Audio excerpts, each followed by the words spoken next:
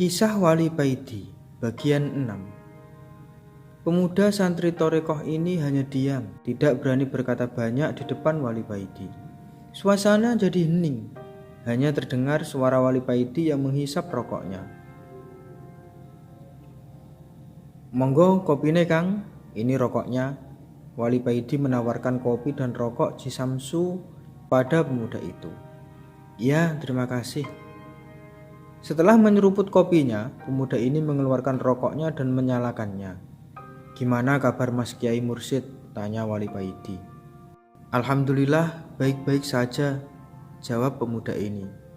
"Nanti sehabis sholat isya, kamu zikir aja di musola ini.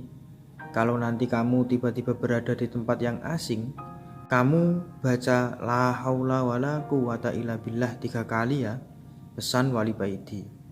"Iya Mas Paidi," jawab pemuda ini.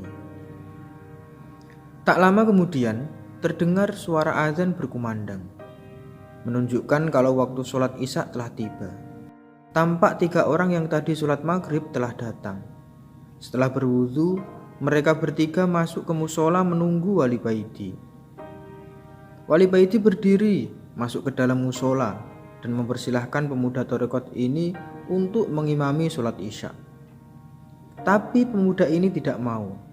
Wali Paidi akhirnya maju dan dimulailah sholat isya berjamaah. Pemuda Thorekoh ini sholat tepat di belakang Wali Paidi. Jadi pemuda ini dapat mendengar jelas suara Wali Paidi. Tapi pemuda ini tidak mau mengulangi kesalahannya waktu sholat maghrib tadi. Sambil membaca Fatihah, pemuda ini mulai mengajak hatinya berzikir, Allah, Allah, Allah. Pemuda ini mulai merasakan ketenangan dalam sholatnya. Suara hiruk pikuk di sekitar musola mulai hilang.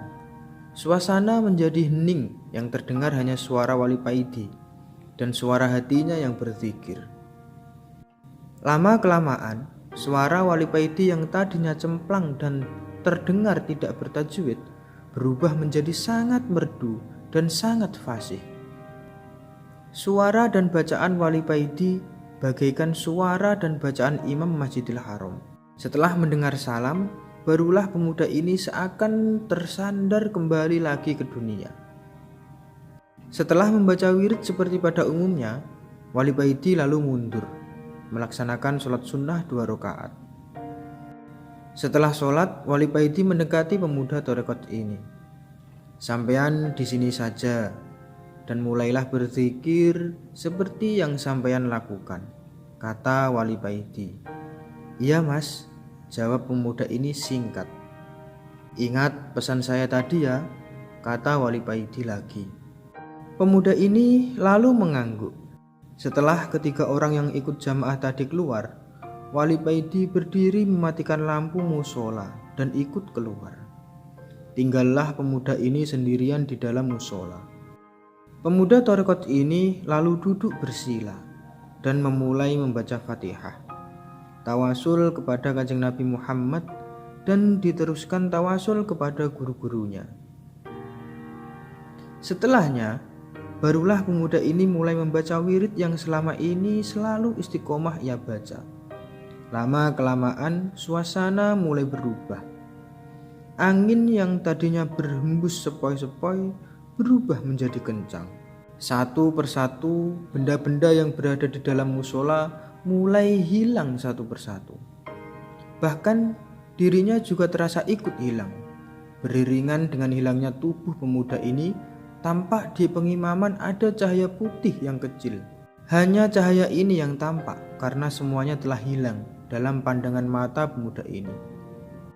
Dan dengan sayup-sayup mulailah terdengar suara orang yang berlalu lalang membaca takbir dan tahmid. Cahaya yang tadinya kecil mulai membesar dan teranglah seluruhnya. Dan tampaklah dengan jelas di depan pemuda ini bangunan segi 4 yang tertutup kain hitam, yang di sekelilingnya terlihat banyak orang yang berjalan mengitarinya.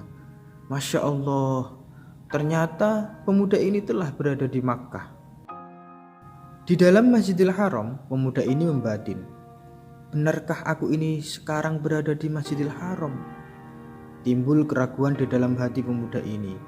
Dengan perlahan, dia letakkan tangannya di atas marmer masjid. Ada sesuatu yang hangat yang mengalir di tangannya. Ini marmer sungguhan, batin pemuda ini. Lalu, pemuda ini berdiri melihat lalu lalang orang-orang yang sedang bertawaf. Ratusan ribu orang berjubel jadi satu dengan pakaian putih saling bersahutan memuji Allah. Pemuda ini lalu teringat dengan pesan Wali Paidi. Kemudian duduklah pemuda ini dan mulai membaca La haula wala quwata illa billah.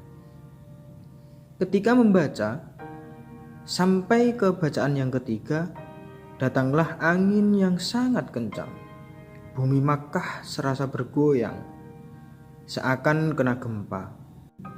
Dan tanpa bisa dicegah, tubuh pemuda tarekat ini terguling-guling. Suasana menjadi gelap. Tubuhnya baru terhenti ketika menabrak sesuatu. Berangsur-angsur suasana menjadi tenang kembali. Pemuda ini mulai membuka matanya. Betapa kagetnya dirinya. Ternyata dia sekarang berada di atas tumpukan sampah. Tempat yang tadinya dikira Masjidil Haram ternyata tempat pembuangan sampah.